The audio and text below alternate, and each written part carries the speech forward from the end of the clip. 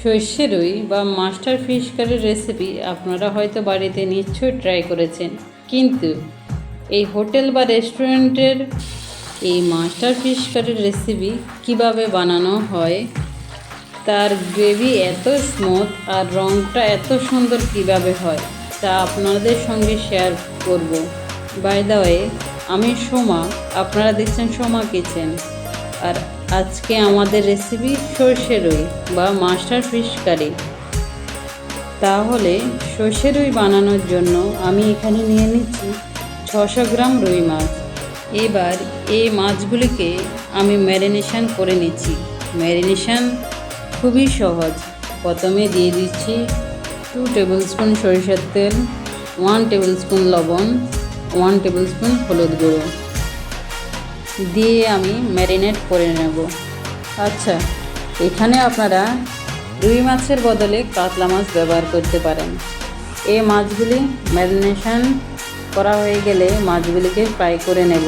তার আগে মশলাগুলো আমরা নিয়ে নেব। 2 টেবিল স্পুন সাদা শস্য, 1 টেবিল স্পুন কালো শস্য, 1/2 টেবিল স্পুন লবণ, 3টা কাঁচা লঙ্কা নিয়ে নিলাম। নারকেল কুচি 1/2 কাপ, 50 গ্রাম কাজু বাদাম। কাজু বাদামগুলো আমরা আলাদাভাবে পেস্ট করব। এবার মাছ ভাজার জন্য আমি একটা পাত্রে নিয়ে নিচ্ছি সরিষার তেল। সরিষার তেল গরম হয়ে গেলে তাতে দিয়ে দেবো আমরা ম্যারিনেট করা মাছ।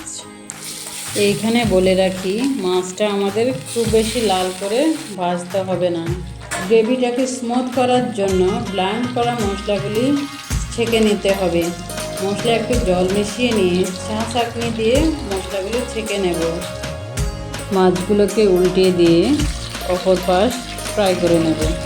যখনই দেখবেন দুই দিকে একই রকম হালকা কালার চলে আসে, তখন মাছগুলি আমাদের তুলে নিতে হবে। ঠিক একইভাবে বাকি মাছগুলি ভেজে তুলে নিচ্ছি। ওই মাছ ভাজা তেলেই দিয়ে দিচ্ছি 1/2 চামচ কালো জিরে। কালো জিরে থেকে একটু ভালো গন্ধ আসলে দিয়ে দিতে হবে 2 চামচ আদা রসুন বাটা। গ্যাসের ফ্লেমটি স্লো করে আদা রসুন বাটাটিকে ভালো করে ভেজে নিতে হবে। আর ভাজা হয়ে গেলে দিয়ে দিতে হবে 1 চামচ হলুদ গুঁড়ো। হলুদ গুঁড়ো দিয়ে ভালো করে মিশিয়ে নিতে হবে। মেশানো হয়ে গেলে দিতে হবে টমেটো বাটা।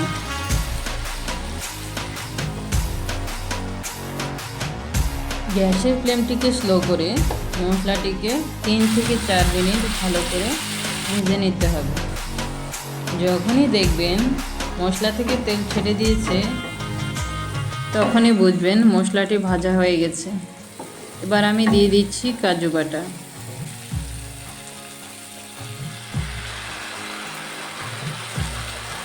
কাজু বাটা দিয়ে মশলাটিকে 1 মিনিট ভালো করে ভেজে নেব। মশলাটি ভাজা হলে তাতে দিয়ে দিচ্ছি 1/2 টিস্পুন লবণ দিয়ে ভালো করে মিশিয়ে নেব।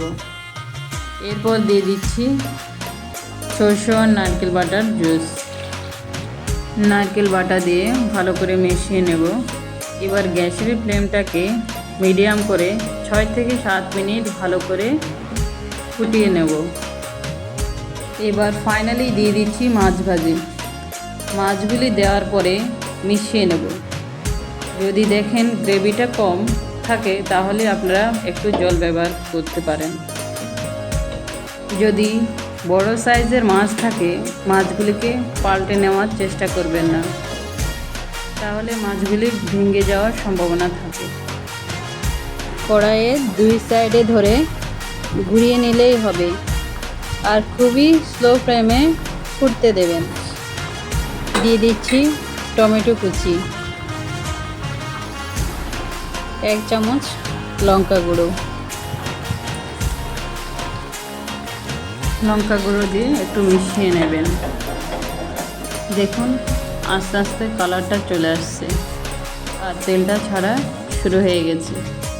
30-40 সেকেন্ড পর কড়াইয়ের 2 পাশে ধরে একটু ঘুরিয়ে দেবেন। যখনই দেখবেন গ্রেভিটা গাঢ় হয়ে আসছে, তখনই দিয়ে দেব 2টি কাঁচা লঙ্কা। তাহলে আমাদের রেস্টুরেন্ট স্টাইলে সর্ষে রুই বা মাস্টার ফিশ কারি রেডি পরিবেশনের জন্য।